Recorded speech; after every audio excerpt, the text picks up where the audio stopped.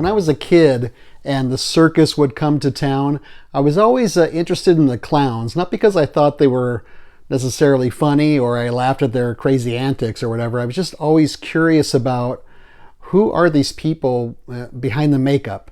What are they doing before the circus started? How do they get into this job? What are they doing when the circus closes and they go to the next job? And I had the same feeling when a cheap carnival would come to town and set up shop in a parking lot near your neighborhood. Sometimes I would go out there in the morning when they were putting the booths and the rides together, and I thought, these guys, what are their lives like? How do they get involved in this lifestyle where they go from place to place? And what are they like after work and before work and in between jobs? And just always curious about stuff like that. And that kind of brings us to today's film. This is the Kazdoy Closet. I'm Kazdoy. That's my closet, full of all the stuff that I love. And today, a film about another profession that I find rather fascinating. Let's check it out. Today's film is Croupier, or Croupier. You can pronounce it either way, apparently. It's from 1998. It's 94 minutes long. It's in color. This is about a struggling writer in London who takes a job as a croupier in a casino. He's dealing blackjack, he's manning the roulette tables, and it's about how this job affects his writing ambitions and his personal life.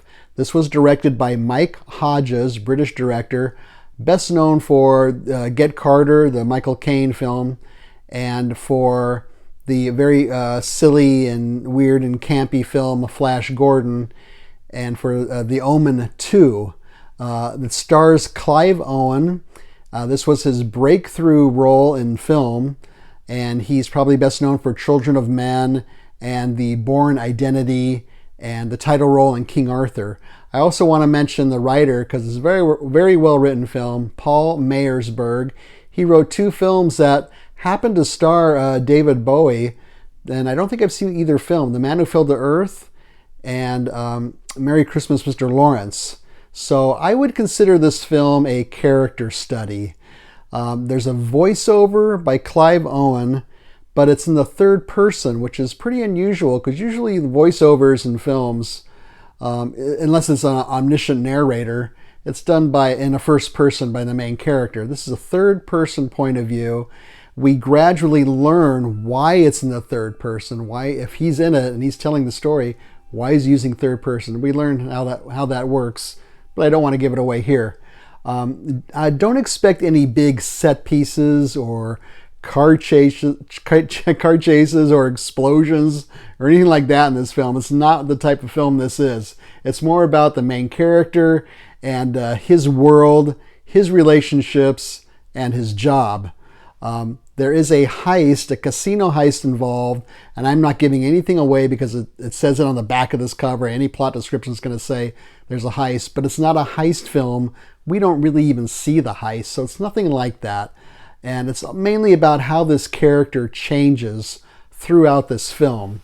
We also learn in the beginning the casino's inner workings as we follow this character as he's hired. The head of the casino shows him around, shows him how they monitor everything, and then lays out the rules for the croupiers and the other employees in the casino. For example, they are not to have a relationship with any other employees, and they are not to associate with any of what they call the punters. Those are the customers who come there to gamble. You could easily argue this is a neo-noir. There are several elements here. For example, there is a use of the voiceover. Now I know not all film noirs use that, but many of them do. And the main character, Clive Owen plays, is very cynical. He's smart, he's observant, and very direct in what he has to say. There's also this overwhelming sense in many noirs of who can you trust, because it seems like all the characters are sort of leading a double life. Even Clive Owen's girlfriend, who's the most likable, normal character in the film, her job is as undercover store detective, so even she isn't all she appears to be. There's also this sense of people living outside of quote-unquote normal society, like in many noirs.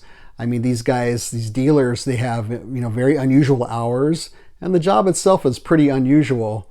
They go into a lot of how you handle the cards, how you relate to the other gamblers, the customers, and how you handle the chips. And it's all very, very interesting. The dialogue throughout is very tough, hard-boiled, cynical dialogue. One of the female characters even says, "All men are scumbags," and then she kisses the Clive Owen character immediately afterwards. So my rating for Croupier is going to be 4 jokers out of 5. Jokers because they use cards in here, and that's the only card I could find. It is a very involving film, I thought. I was sad to see it ending. I noticed that there were like 10 minutes left, and I was kind of let down. I was like, oh, I kind of want to keep going. I like this world they've created and these characters. I find them very interesting. It's a very well-made film. The way the camera moves, the way it's shot, the way it's written and acted, really works on all those levels. So what's on this disc? This is an Arrow disc. It's region B, unfortunately. So, but you still see it, and I'll talk about that in a minute. And I think this is a limited edition version because you have the slipcover, if you care about that. You have reversible artwork here that I switched over. So there's the original artwork. And you have a booklet that looks like that. I think it's probably about 20 pages long, very informative booklet. You have a poster, which I guess I'll open it up. It has 2 versions of the film art. So you have the original artwork that came out when the film was released, and then the artwork for the Blu-ray. Okay. You have 2 discs on here. The first disc has the film, and it has an interview with the writer. That interview is about 45 minutes long, and it's very good. He talks about why he used the point of view narration, what the 3 main female characters represent in this character's world. And he talks about the use of mirrors. I thought that was really interesting. They have mirrors in the casino. And if you know anything about casinos, there are a couple of things they don't like to have. One is mirrors, for obvious reasons. You can see people's cards and stuff. And one is clocks. I've also read before they don't want windows because they don't want you to know what time it is. They want you to lose all sense of time and all sense of any kind of sensibility, really, because they want you to gamble and stand there as long as possible. But the director wanted mirrors in there, so what they did is they put distorted, like funhouse mirrors inside the casino, which is very cool looking. And but the crew, apparently, they were not that happy about it because they got to make sure the crew is not reflected in the mirrors while they're making this film. He wanted Paul Schrader to direct, but I guess it didn't work out. And the writer also offered the role to James Coburn and Clint Eastwood originally. There is an interview with one of the actresses. It's about 25 minutes long, I'll be honest. I watched about 5 minutes of it. I didn't find it that interesting. And then on the second disc, there is a interview with the director, Mike Hodges. That is 2 hours long. So the documentary / interview with Mike Hodges is longer than the film itself. Personally, he seems like a real affable, nice guy. Good sense of humor about things and about himself. I thought that was a lot to sit through for one director, especially one I'm not very familiar with. So I kind of skipped around to the parts I was interested in. And he had some funny things to say about Flash Gordon, of course. But I would suggest that, why not have, instead of that 2-hour interview, how about a feature interviewing real croupiers, or real dealers? What are their lives like? How did they get into this? What do they think about it? Maybe an interview with Clive Owen, if that's possible, or at least a biographical thing about him. Anyways, I kind of would have preferred to see that. So where can you see Croupier? Well, here's the good news. You can see it on Netflix, Amazon Prime, and on Peacock. So if you want to check this out, you have 3 different streaming services as of this video. that are showing this film.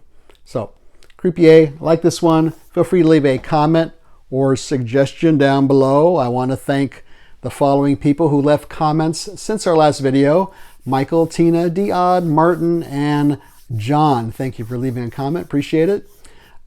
Leave a thumbs up. Don't leave a thumbs down. Subscribe would be great. Share this with your friends and neighbors. We're almost at our goal of 450 subscribers. I want to thank our 2 new subscribers since our last episode, My Stormy Seas and Mark. Thank you so much for subscribing. It's free. The other thing that's free is Letterboxd. So check us out on the Letterboxd app under the Kazdoy Closet. There's a link down below here, and that's where you can see things I write about other films that I'm watching that I don't talk about on this channel. So hope you like this episode. Thank you so much for watching. See you next time.